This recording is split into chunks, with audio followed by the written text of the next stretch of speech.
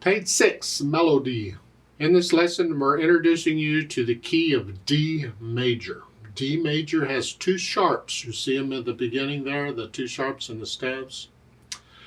The order of the sharps is always the same order in the music. That is, as the sharp signs appear at the beginning of each step, they're always the same order. So once you learn it, you learn the scales, you don't really have to worry about which ones they are. My recommendation is simply learn the scale. D major, I have a video on it. Just go learn that scale one octave up and down, and you'll see it has an F sharp and a C sharp. See, G major we've had already. It has one sharp, that's an F sharp.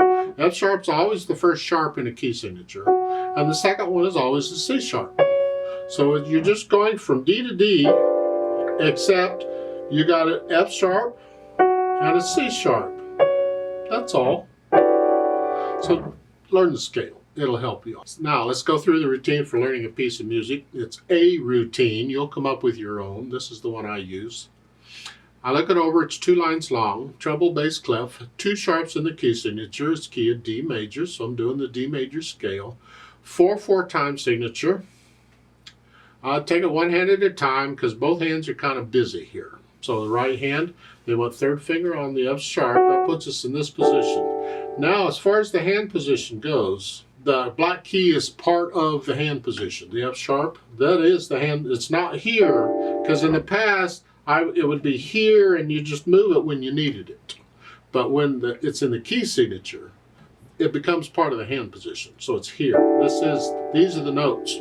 1 and 2 and 3 and 4 and 1, 2. I'm not going to keep explaining dotted rhythms. I've explained them forever. You should understand them by now, I hope. If you don't, please go back to the previous book or wherever they're introducing dotted rhythms and try and understand them. You're going to get them a lot. It's a little easier here because the left hand's playing quarter notes, which is on the beat.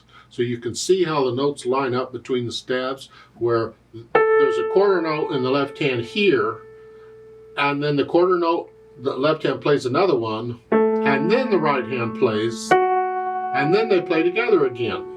So the F sharp's coming in between the quarter notes, and it's on the and of 4. That makes sense. Get the right hand worked out, and then the left hand, well, we're here. 1.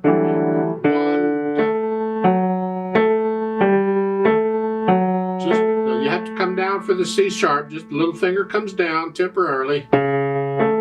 In this feeling of here, you need to get to where you can do that without looking at the keyboard. You can feel where that note is without looking. You might have to look at first, but eventually. Then I put the hands together, and again, I'm just trying to figure out which fingers are here, and then here, here, and then here.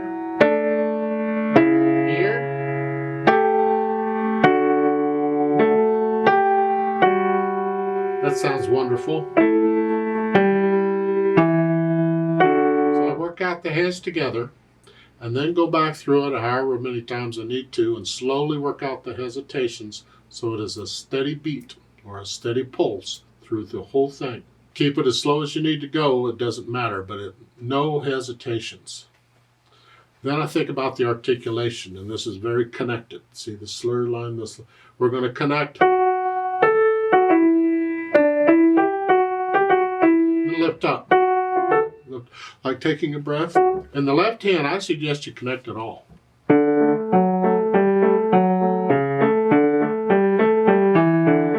Connect the whole thing all the way through. Well, that means I'm lifting up in the right hand, but not the left. Look at the last measure of the first line. Here. I'm going to lift up here for the phrase, but I'm keeping that down.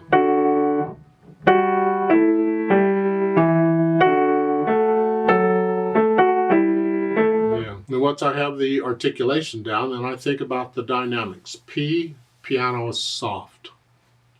That legato, that is articulation. That means connect it. Legato on piano just means connect the notes.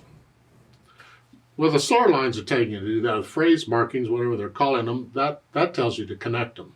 They're just telling you overall this is a very smooth piece. as smooth as we can do on piano. Piano can't do smooth, but we do the best we can. But we're going to do it softly here. Melody. Left hand, how soft can you play this? Keep it in the back.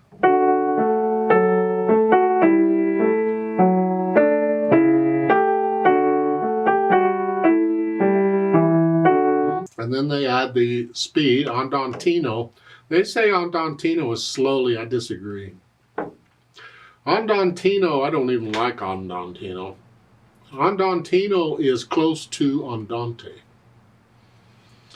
Andante is kind of where you're walking along and you're not headed anywhere. You're just walking. That's sort of what andantino is close to it, and whether it's slower or faster than that, nobody agrees on that. So it's up to you. Just keep this.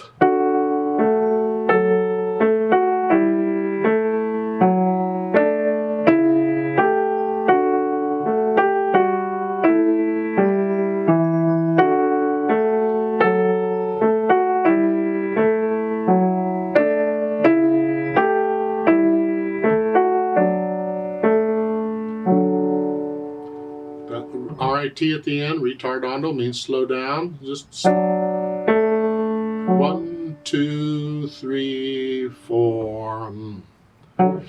All the time I'm doing this in the last measure. I want to hear that. Don't drown it out. And this is soft, so this has to be really soft.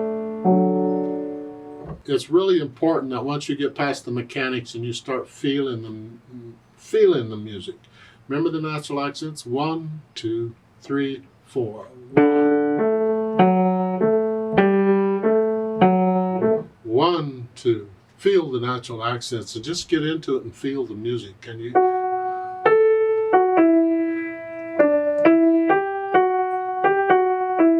As far as the speed goes, a lot of times in music, when you're talking about speed, you're not talking about the speed of the beat. You're talking about the overall speed of the feel of the piece. What's it feel like? But this is going to slow it down some, because this is not slow here. To me, that's fine. Even though it's a 1, 2, 3, that's more of a moderato feel. But to me, that just feels slow because of the half notes and so forth in the right hand. It's a personal thing. It's interpretation. How fast you go? I don't know. Try different things and see what you think. Let's play it together very slowly and check the notes and the rhythms. I'll give us 4 counts. 1, 2, ready, go.